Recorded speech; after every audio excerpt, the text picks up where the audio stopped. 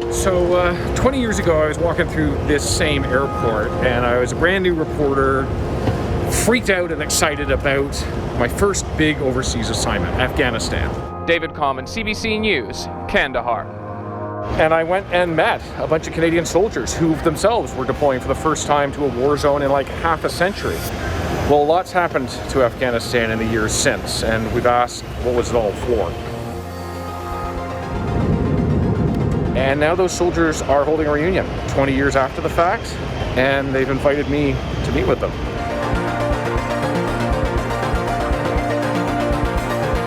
A lot of them I haven't seen in 20 years. There's some very, very close bonds, for sure. Alex Watson was a captain in 2002. I met him on the first of his 3 deployments to Afghanistan. Activity on the base in Kandahar is constant. Aircraft landing, emptying their loads of military supplies, and promptly taking off. Perimeter patrols try to keep those planes and the base safe. But safety also means getting off the base and into the communities. If there are people that are threatening the airfield, they're going to be amongst the local population, so we try to keep the local population on side with us. That tour, of which you just showed video, that was the first time that I got to participate in history as it was happening. Like 9/11 happened, and then like 4 months later, we're there in Afghanistan, and it really mattered, and people really cared. And like, I was like, whoa, like I'm not going to get a lot of chances to participate in big events very often. And a life should not be defined by big events. A life should be defined by small moments of kindness and generosity and participating as a citizen. But I knew I had a limited window to do big things. So I dreamed big for that 7 months. But in terms of wins over the long term, I can't. I keep my life small. I don't try to answer those questions anymore. Those questions are especially hard to answer. Not just for Alex, but the others in his regiment, the Princess Patricia's Canadian Light Infantry. They suffered the first Canadian losses of Afghanistan.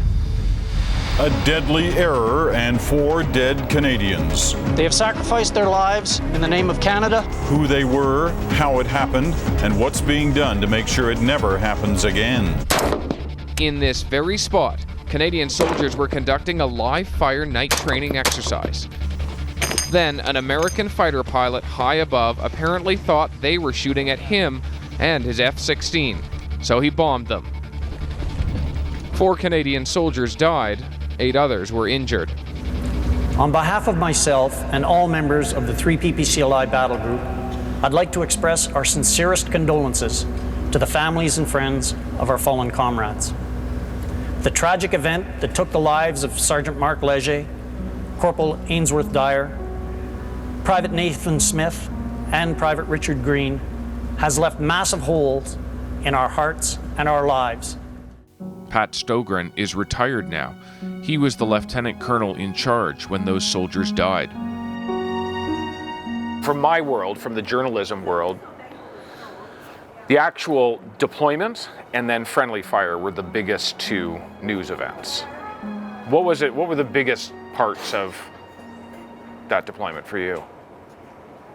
Well, and I'm sorry to say that it's friendly fire, but yeah, it was, no. right? No. I think it's associated with friendly fire. The memory of Mark, and it brings tears every time I say it, but it's just the way I react. But Mark Leger, Ainsworth Dyer, Richard Green, and Nathan Smith. Friendly fire is the most demoralizing way to lose troops. It would have been easier to take if we were under fire at the time with the enemy. That was not the case. Lorne Ford was a 33-year-old sergeant when he was injured by friendly fire. You don't sound angry, though. There was a time I was very angry. Like right now, I guess the anger might be gone, but the unnecessary results of what happened are what's hard to deal with. But as time goes on, you just want to remember the guys for what they were. You can't change a fucking thing, right? It happened. 158 soldiers died in Afghanistan. Thousands more suffered physical and psychological injuries. There were also deaths by suicide after soldiers returned from their deployments. 2008 closes out with 32 Canadian soldiers killed this year alone. Canada's defense minister and NATO officials warn next year is likely to be much more violent. Over the 12 years that Canada fought here, I went back 7 more times. How many deployments did you do in total? In my career, I did 4, 2 in Afghanistan. The second one I was blown up. So I spent a lot of time outside the wire, because I had 4 teams operating day in and day out, patrolling and working with the Afghan National Army. Unfortunately, I think I just rolled the dice one too many times and it caught up with me.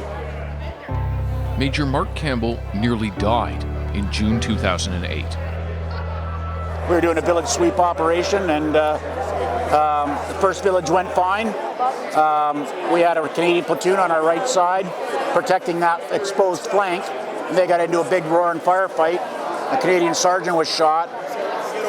It was assessed that he was going to die if they didn't get him out from shock and blood loss, and we were ambushed. And they hit us from 3 sides they blew me up. And RPG? I was blown up by an IED, command detonated IED.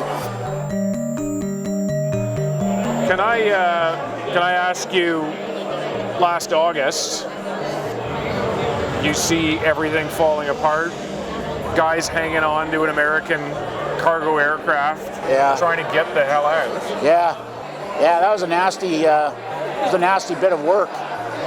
So you've got 5-year-old girls who are now 25-year-old girls, partway through a university education, who are suddenly told you're not going to school anymore. Oh, by the way, that future you thought you were going to have based on the last 20 years of your life, yeah, that's not going to happen either. So where does that leave you? That's pretty brutal. Yeah. Where do you think that leaves you? Where does that leave our country with the investment that we made?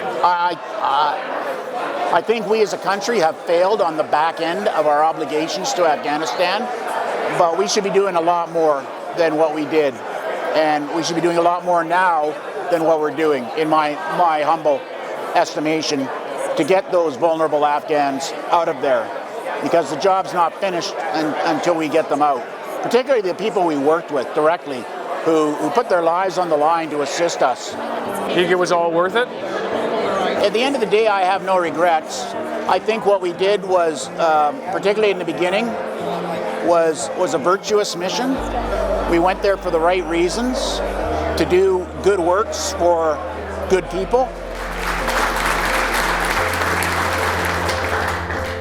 We should never have withdrawn contact with the enemy. We should have stayed there until the job was done.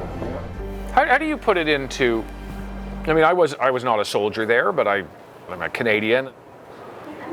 But I have some trouble reconciling all of the effort that Canada's military in Canada put in blood and treasure. But you know, there are people who say it wasn't worth it, or it was all for naught. I think that some change happened. The country has changed. Is it all for naught? I don't know, because we only have 2 sides to our head, so it's either all for the better or all for the worse. Yeah. No, there are some great stories coming out of it, but I think I would never butcher soldiers for the outcome that we had there.